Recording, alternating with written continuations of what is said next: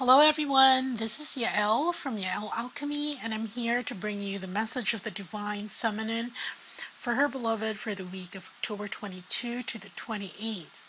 Okay, no more long intros. If you want an energy update, then I did mention and talk about that in the Twin Flame Weekly video, so do check that out. But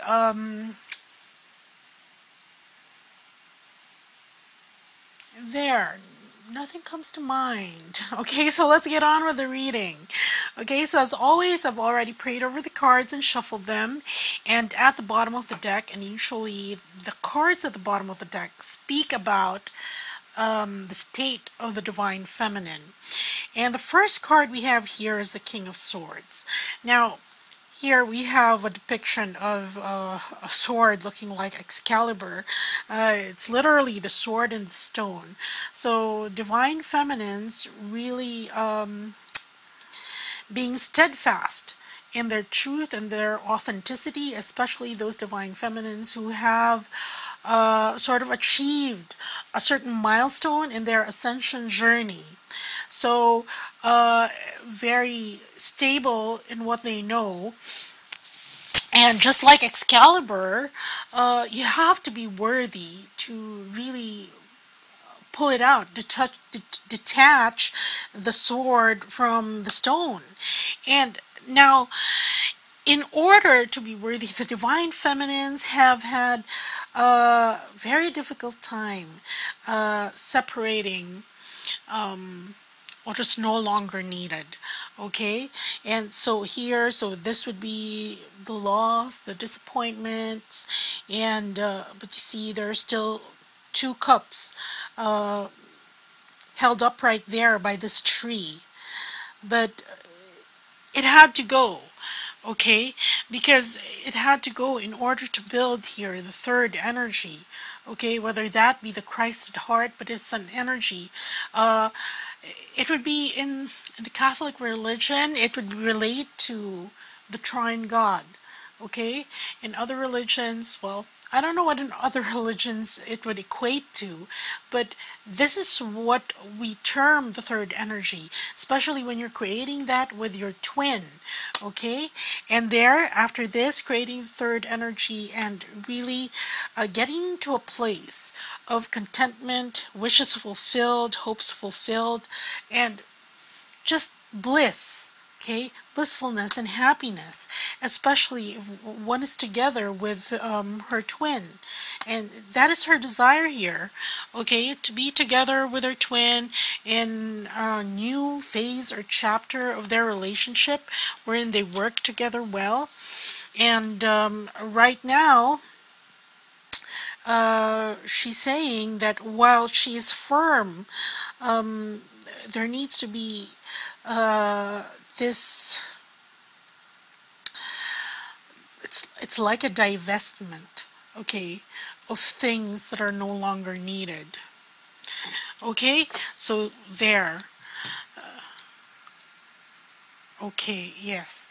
Okay, let's open the cards here. First card we have is the Seven of Cups. Then we have the Seven of Swords. Then we have the Fool card. In the middle we have the Lover's card. We have the Chariot card. We have the Knight of Swords. And then we have the High Priestess. Okay, so basically what is the Divine Feminine wanting to tell her beloved? First of all, she speaks about the indecision. His indecision. Okay, because here when you talk about the Seven of Cups, you can see that there are various kinds of trees that are in those cups, and basically one has to pick the best one. Okay, but this just speaks about generally having many choices in front of you, speaking about the indecision. And the Seven of Swords here speaks about the letting go that she was talking about in order for the sword to be withdrawn from the stone. Okay, this would be the divesting of the things that are no longer needed, the negativity. You can see the pointed ends of the swords are buried deeply in the slope. Okay, and the wind is washing away all the negativity associated with those things. And this, if you can see the color of the leaves, the trees, these are related basically to the ego. And as the divine masculine is going through that, which the divine feminine has gone through, okay, that's why these are words of advice for him concerning his indecision, the things that he has to leave behind. And in fact, she's telling him right here that if this wants to be created and they want to get into a state of bliss, this necessarily has to happen. It's part of the, how do you say it, molding process. Okay, so there she talks about this, and once that these two are gotten out of the way, then they come to the 0 point field, the Fool.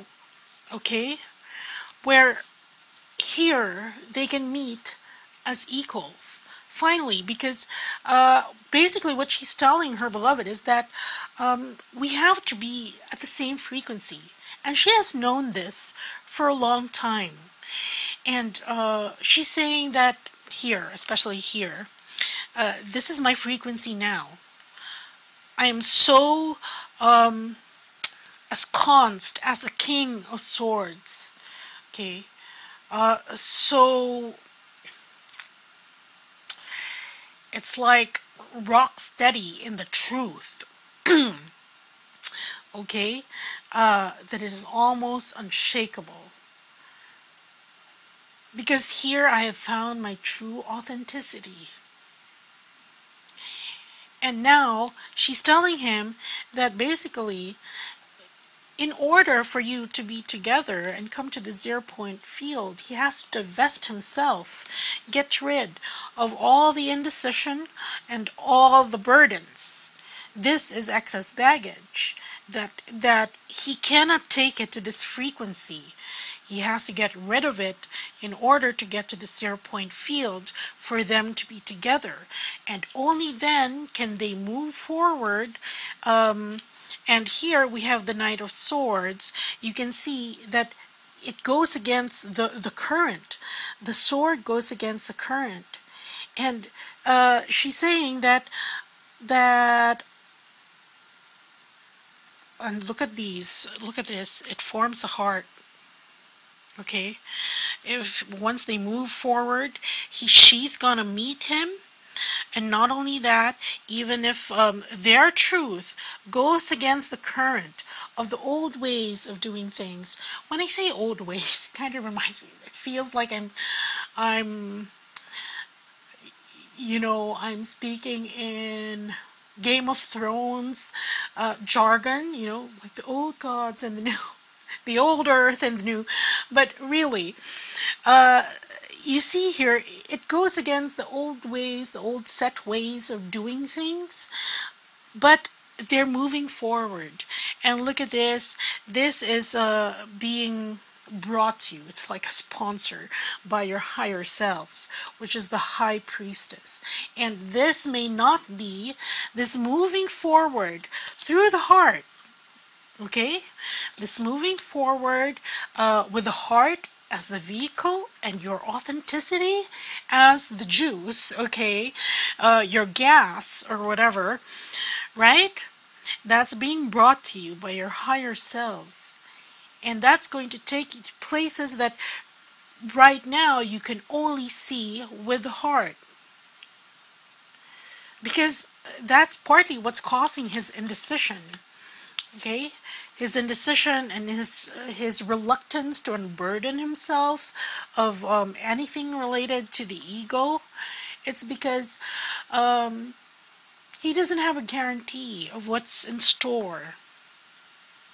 Okay, and so the Divine Feminine is telling him that it's necessary to let this go so that they can move forward. Okay, as a couple. using their hearts and their truth, their hearts and their truth, and their higher selves, so that they can really,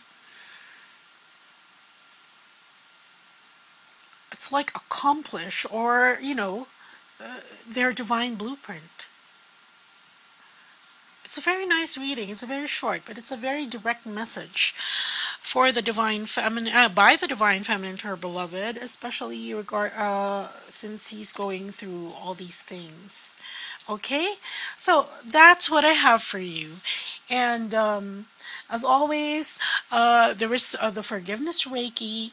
Well, it's not as always, but right now it's up. So do check that out if you need that, because this is from a very patient divine feminine. Okay, but for the divine feminines or the divine masculines who have residual anger, or feelings of betrayal or abandonment, and the forgiveness Reiki helps in lifting resentment and to help you vibrate with a frequency of peace. And it really helps you restore harmony and resolution after conflict with others. And it's also for self-love and self-worth to increase to optimum levels, and for consolation and comfort to the soul that only the Divine Mother can give. Okay, so do see if that will help you, so check that out. And wow, I've completed all 3 readings this week, although this may be posted a bit late, but still. It makes me very happy to be able to do that. Okay, so take care, everyone. Bye.